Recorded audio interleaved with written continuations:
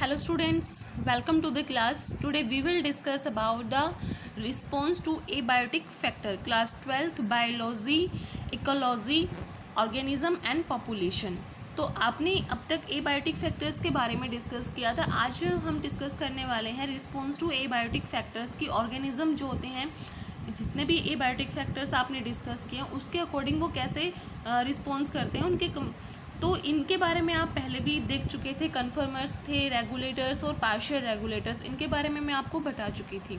तो कन्फर्मर्स में जैसे कि आपने देखा कि जो अपनी बॉडी के जो टेम्परेचर होता है उसको मेंटेन ही नहीं कर पाते according to the environmental conditions. Environmental की जो कंडीशन है वो चाहे कैसी भी होती हैं, ये अपनी बॉडी के टेम्परेचर को क्या नहीं कर पाते हैं, कंट्रोल नहीं कर पाते. और 90% जितने भी एनिमल्स और प्लांट्स होते हैं वो कन्फर्मर्स ही होते हैं.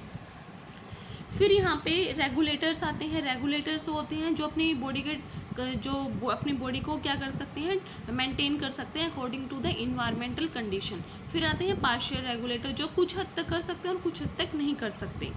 फिर एक क्वेश्चन आता है यहाँ पे कि जितने भी स्मॉल एनिमल्स हैं वो जो पोलर रीजन्स पे कम क्यों होते हैं, रेयर उनकी अमाउंट जो है, इनकी पॉपुलेशन जो होती है वो रेयर क्यों होती है. क्योंकि यहाँ पे एक फैक्ट काम करता है जिसका नाम है surface area to volume ratio. क्योंकि जितने भी स्मॉल एनिमल्स होते हैं उनका जो सरफेस एरिया होता है वो तो कितना है, वो तो ज़्यादा होता है एज कम्पेयर टू वॉल्यूम. और वॉल्यूम क्या होती है, स्मॉल होती है. और सरफेस एरिया ज़्यादा होने की वजह से वहाँ पे हीट का लॉस ज़्यादा होएगा. क्योंकि आपको पता है पोलर कंडीशंस कैसी होती हैं, जहाँ पे ज़्यादा कोल्ड होती है और एक तो ऑलरेडी वहाँ पे क्या है, कोल्ड है, और सरफेस एरिया उनका ज़्यादा हो गया. हीट का जो लॉस हो रहा है वो भी ज़्यादा हो रहा है. एक तो ऑलरेडी कोल्ड है और हीट भी वहाँ से लॉस हो रही है, तो उस कंडीशन में वो सर्वाइव ही नहीं कर सकते. क्योंकि उनको अपनी बॉडी के मेंटेन करने के लिए क्या करना पड़ेगा, हीट को लेना पड़ेगा अपने अंदर को, हीट को उसको स्टोर करके रखना पड़ेगा. लेकिन यहाँ इसका अपोजिट हो रहा है, उनका सरफेस एरिया ज़्यादा हो गया तो हीट का लॉस वहाँ पे ज़्यादा हो रखा है. जैसे कि आप यहाँ पे एक एग्जांपल ले सकते हो. जैसे कि आपके पास 2 कंटेनर्स हैं, एक लार्ज है और एक स्मॉल है, दोनों में वाटर है. आप उसको हीट करते हो तो जो लार्ज कंटेनर है उसमें से हीट का लॉस ज़्यादा होएगा एज़ कम्पेयर टू स्मॉल. तो सेम फैक्ट यहाँ पे काम कर रहा है. वो स्मॉल एनिमल्स हैं और उनका सरफेस एरिया कैसा है, वो ज़्यादा है.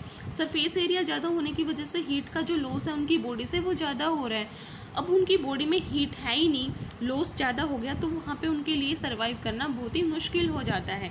इसीलिए जितने भी स्मॉल एनिमल्स होते हैं वो पोलर रीजन पे बहुत ही रेयर होते हैं. लेकिन कुछ एनिमल्स, इसीलिए हम इनको कन्फर्मर्स बोलते हैं, क्योंकि ये मेंटेन नहीं कर पा रहे अपनी बॉडी के टेम्परेचर को according to the environmental conditions. लेकिन कुछ ऑर्गेनिज्म ऐसे होते हैं जो कोशिश करते हैं वहाँ पे सर्वाइव करने की. तो वो इस ऐसी सिचुएशन में कुछ एक्टिविटी शो करते हैं, जैसे एक्टिवेशन, हाइबरनेशन, या फिर वो माइग्रेशन करते हैं, सस्पेंड करते हैं. माइग्रेशन जैसे कि शॉर्ट टर्म के लिए मूवमेंट शो करना one place to another place कुछ टाइम के लिए. जैसे कि साइबेरियन बर्ड्स हैं, वो भरतपुर सेंचुरी में जो मिलते हैं वो राजस्थान साइड में मूव कर जाते हैं. फिर वापस जैसे ही उस कंडीशंस नॉर्मल होती है वापस उसी प्लेस पे आ जाते हैं. तो इसलिए हमने माइग्रेशन को बोला शॉर्ट टर्म मूवमेंट, जो थोड़े से टाइम के लिए होती है, वापस फिर क्या करते हैं अपने प्लेस पे, ओरिजिनल प्लेस पे वो वापस आ जाते हैं. फिर एक होता है सस्पेंड. सस्पेंड के लिए कुछ टाइम के लिए वो क्या करते हैं, अपनी जो एक्टिविटीज़ हैं उनको स्टॉप कर देते हैं, वहीं पे सस्पेंड कर देते हैं इन द अनफेवरेबल कंडीशन. क्योंकि ये कंडीशन कैसे उसके लिए अनफेवरेबल है, ऐसे एनिमल हैं वो सर्वाइव नहीं कर पा रहे, तो इसीलिए वो अपनी ग्रोथ को सस्पेंड कर देते हैं. जैसे कि सीड डोरमेंसी, आपने देखा होगा. डोरमेंसी का मतलब होता है इनएक्टिव, जिसमें आपका जैसे कि जो सीड है वो इनएक्टिव स्टेज में चला जाता है, ताकि उसको हम स्टोर करके रख सकें ज़्यादा टाइम के लिए और नेक्स्ट टाइम हम उसको यूज़ कर सकें. तो एक सीड डोरमेंसी कंडीशन वहाँ पे काम करती है. एस्टिवेशन करते हैं, हाइबरनेशन करते हैं. फिर रेगुलेटर्स जो अपनी बॉडी के टेम्परेचर को क्या कर सकते हैं, मेंटेन कर पा रहे हैं according to the environmental condition, जैसे ह्यूमन बींग्स हैं. पार्शियल रेगुलेटर जो कुछ हद तक कर पाते हैं और कुछ हद तक नहीं कर पाते, वो आपके पार्शियल रेगुलेटर हैं, जैसे कि रेप्टाइल्स हैं. फिर आता है अडप्टेशन. जैसे कि मैंने पहले भी बताया था, अडप्टेशन का मतलब होता है एडजस्ट करना, अपने आप को ढालना किसी भी इन्वायरमेंट में, तो उसको हम बोलते हैं अडप्टेशंस. आप अब तक पढ़ते भी आए हो, लाइट के अकॉर्डिंग, टेम्परेचर के अकॉर्डिंग जो प्लांट्स हैं और एनिमल्स हैं डिफरेंट एक्टिविटीज़ जो करते हैं वहाँ पे अपने आप को एडजस्ट करने के लिए. जैसे कि हम यहाँ पे बात करते हैं प्लांट्स के लिए, तो प्लांट्स में अडप्टेशंस हैं. Adaptation to in response to light. अब लाइट में कुछ होते हैं हेलियोफाइट्स. हेलियोफाइट्स ऐसे प्लांट होते हैं जो क्या करते हैं, जब ग्रो करते हैं जब ब्राइट सनलाइट होती है, जब ज़्यादा वहाँ पे सन की जो लाइट होएगी तभी वो ग्रो करते हैं। ऐसो को हम हेलियोफाइट्स कहते हैं। कुछ होते हैं आपके सचियोफाइट्स होते हैं जिनको ग्रो करने के लिए शेडेड कंडीशन चाहिए, उनको ब्राइट सनलाइट की रिक्वायरमेंट नहीं रहती, वो शेडेड कंडीशन में ही ग्रो करते हैं। तो आपके सचियोफाइट्स होते हैं जैसे कि फर्न्स है, हर्बेशियस प्लांट्स होते हैं। अब आते हैं plant adaptation to water security, यानी कि जब वहाँ पे ड्राई कंडीशंस में आप बोल सकते हो जहाँ पे वाटर की कमी है, तो जीरोफाइट्स हम उनको बोलते हैं। ऐसे प्लांट जो ड्राई कंडीशन में ग्रो करते हैं वो आपके जीरोफाइट्स होते हैं।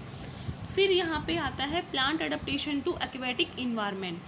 ऐसे प्लांट्स जो वाटर में ग्रो करते हैं उनको हम बोलते हैं हाइड्रोफाइट्स। अब वाटर में ग्रो करने वाले जो प्लांट होते हैं उनके पास डिफरेंट अडेप्टेशंस आपको देखने को मिलती हैं, उनके बारे में हम कल डिटेल में स्टडी करेंगे। आज के लिए बस इतना ही। Thank you.